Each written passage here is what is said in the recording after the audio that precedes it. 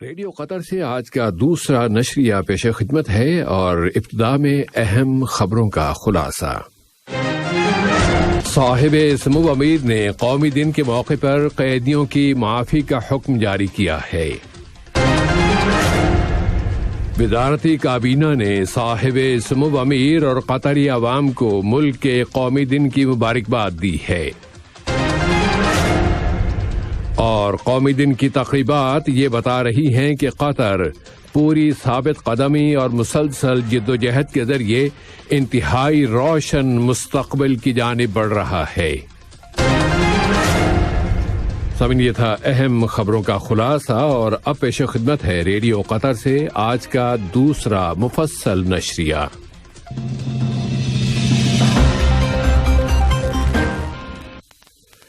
بسم اللہ الرحمن الرحیم۔ صاحب سمو امیر شیخ تمیم بن حمد آل ثانی نے ملک کے قومی دن کے موقع پر متعدد قیدیوں کی معافی کا حکم جاری کر دیا ہے۔ صاحب سمو امیر شیخ تمیم بن حمد آل ثانی کی سرپرستی میں 20واں دوحہ فورم اگلے سال مارچ کی 26 تاریخ کو منعقد کیا جا رہا ہے، جس کا عنوان رکھا گیا ہے نئے دور کی طرف منتقلی۔ دوحہ فورم سفارتکاری، ڈائیلاگ اور تنوع کا ایک عالمی پلیٹ فارم ہے جس میں سیاسی قائدین جمع ہوتے ہیں اور دنیا کو درپیش اہم چیلنجوں پر بحث کرتے ہیں۔ اس کا مقصد ڈائیلاگ کو فروغ دینا، افکار و خیالات کا تبادلہ کرنا، پالیسیاں بنانا اور قابل عمل سفارشات تیار کرنا ہے، اور اس فورم میں دنیا بھر سے سیاسی قائدین اور فیصلہ ساز شرکت کریں گے۔ صاحب سمو امیر شیخ تمیم بن حمد آل ثانی نے جمہوریہ قازقستان کے صدر قاسم جومارٹ ٹوکایف کے نام ان کے ملک کے یوم آزادی کے موقع پر مبارکباد کا برقی پیغام ارسال کیا ہے۔ نائب امیر شیخ عبداللہ بن حمد آل ثانی نے بھی قازقستان کے صدر کے نام ان کے ملک کے یوم آزادی کے موقع پر مبارکباد کا برقی پیغام روانہ کیا ہے۔ اسی طرح وزیر اعظم و وزیر داخلہ شیخ خالد بن خلیفہ بن عبدالعزیز آل ثانی نے جمہوریہ قازقستان کے وزیر اعظم جناب اسکر مامین کے نام یوم آزادی کی مبارکباد کا برقی پیغام ارسال کیا ہے۔ وزیر اعظم و وزیر داخلہ شیخ خالد بن خلیفہ بن عبدالعزیز آل ثانی کی صدارت میں یہاں کی وزارتی کابینہ نے صاحب سمو امیر شیخ تمیم بن حمد آل ثانی اور قطری عوام کو ملک کے قومی دن کی مبارکباد پیش کی ہے۔ کابینہ نے اس موقع پر ملک کے بانی شیخ جاسم بن محمد بن ثانی رحمۃ اللہ علیہ کی جانب سے ملک کی تعمیر و بنا کے لیے رکھی گئی مضبوط اور صحیح بنیادوں اور اس وقت ملک میں موجود جامع ترقیاتی عمل کی نعمت پر اپنے فخر و اعتزاز کا اظہار کیا ہے۔ وزیر محنت ڈاکٹر علی بن سمیخ البری نے اس موقع پر کہا ہے کہ اس سال یہ قومی دن ایسے وقت میں منایا جا رہا ہے جبکہ قطر نے مختلف سیاسی، اقتصادی، ثقافتی اور اسپورٹس حتیٰ کہ انسانی شعبوں میں بھی ایسی زبردست کامیابیاں حاصل کر لی ہیں جن کی طرف ہر کوئی اشارہ کر رہا ہے۔ انہوں نے کہا کہ یہ دن وفاداری کی اقدار اور عظیم وطن پر فخر و اعتزاز کے اظہار کا بہترین موقع ہے۔ نیشنل ڈے کے موقع پر اٹارنی جنرل ڈاکٹر عیسیٰ بن سعد الجفالی النعیمی نے کہا ہے کہ یہ دن قطری شہریت اور اس کی عظیم تاریخ پر زور دینے کا دن ہے اور اس میں ہر اس شخص کی تکریم ہے جس نے قطر کی تعمیر و بنا میں حصہ لیا ہے۔ ملک میں سلطنت عمان کے سفیر جناب نجیب بن یحییٰ البلوشی نے کہا ہے کہ قطر کا یہ معمول ہے کہ وہ ہر سال قومی دن کے موقع پر تقریبات مناتے ہوئے ان بڑی اچیومنٹس کا اعلان کرتا ہے جو اب تک حاصل کی جا چکی ہوں اور جو پوری ہونے والی ہوں۔ انہوں نے کہا کہ قطر کی حکومت نے کورونا وبا کا انتہائی حکمت اور دانشمندی کے ساتھ مقابلہ کیا ہے اور سوسائٹی اور سماج کی سلامتی اور اس کی حفاظت کو اس نے اولین اہمیت دی ہے، لیکن اس طرح کہ معاشی منصوبوں پر بھی کام رکا نہیں اور تمام پروگرام معمول کے مطابق جاری رہے۔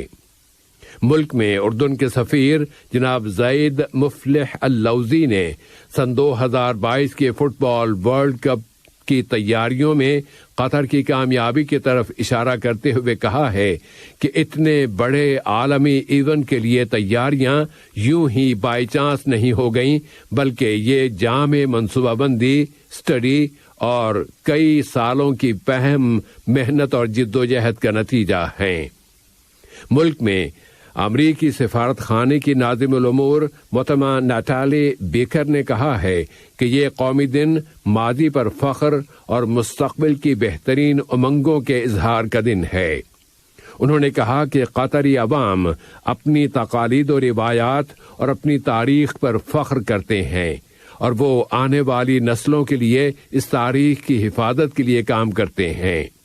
انہوں نے مزید کہا کہ اس سال کے قومی دن کا شعار مرابع الاجداد امانہ کہ آباء و اجداد کے باغات امانت ہیں، اس امر کی عکاسی کرتا ہے کہ قطر ماحولیات، اس ملک کے وسائل اور اپنی عادات و کلچر کی حفاظت کرنے کا پابند ہے۔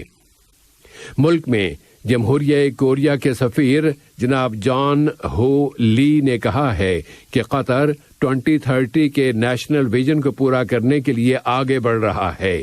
اس کے لیے وہ ایسی قانون سازی کر رہا ہے جس سے معاشی تنوع میں اضافہ ہو۔ انہوں نے مزید کہا ہے کہ قطر کورونا کی عالمی وبا کی وجہ سے پیدا ہونے جانے والے چیلنجوں کے باوجود بڑے اسپورٹس ایونٹ کرانے اور فیفا قطر 2022 کے انتظامات کرنے میں کامیاب ہو گیا ہے۔ اب افغانستان اور دنیا کے لیے قطر کے لیڈنگ رول اور انسانی کوششوں کی طرف آتے ہیں۔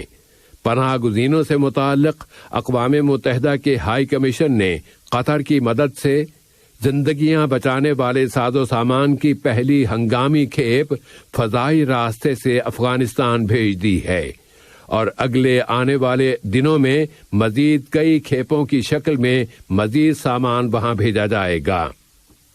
نائب وزیر اعظم و وزیر خارجہ اور قطر ڈیولپمنٹ فنڈ کے بورڈ آف ڈائریکٹرز کے سربراہ شیخ محمد بن عبد الرحمن آل ثانی نے کہا ہے کہ قطر یہ یقین رکھتا ہے کہ افغانستان کی تاریخ کے اس نازک اور مشکل دور میں اقوام متحدہ کی مختلف تنظیموں کے ذریعے وہاں امداد کی فراہمی انتہائی زیادہ ضروری ہے اور قطر ان لوگوں کے بچاؤ کے لیے امدادی سامان کی ترسیل میں کوئی لمحہ فروگزاشت نہیں کرے گا اور یہ ضمانت حاصل کرے گا کہ یہ سامان ضرورت مند افغان فیملیز تک پہنچ جائے۔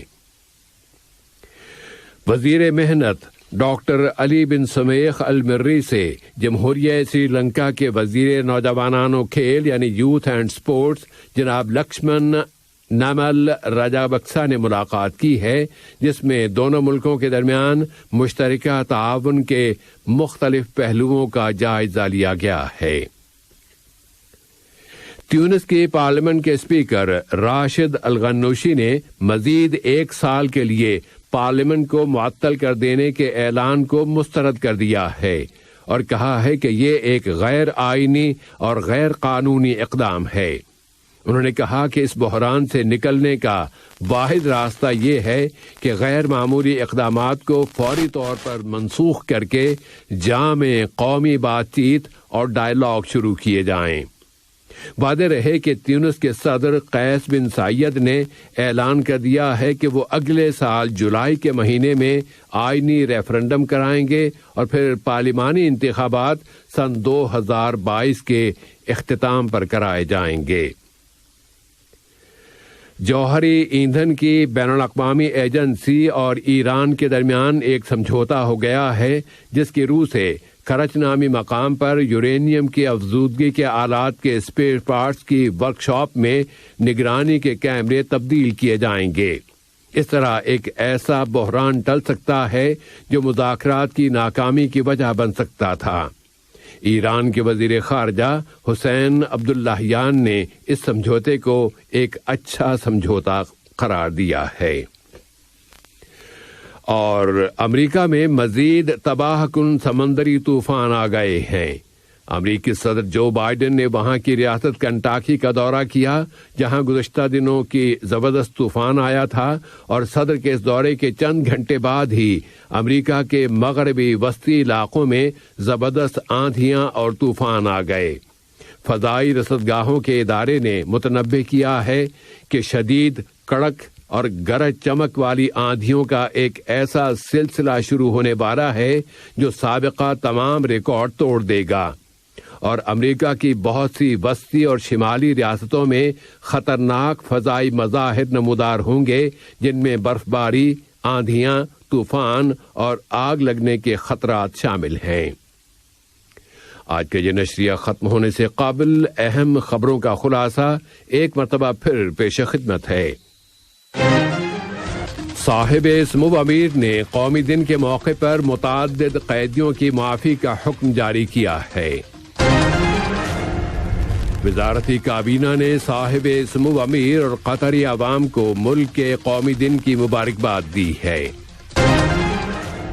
اور قومی دن کی تقریبات یہ بتا رہی ہیں کہ قطر پوری ثابت قدمی اور مسلسل جدوجہد کے ذریعے انتہائی روشن مستقبل کی جانب بڑھ رہا ہے۔ ریڈیو قطر سے آج کا دوسرا نشریہ اپنے اختتام کو پہنچا۔ فی امان اللہ۔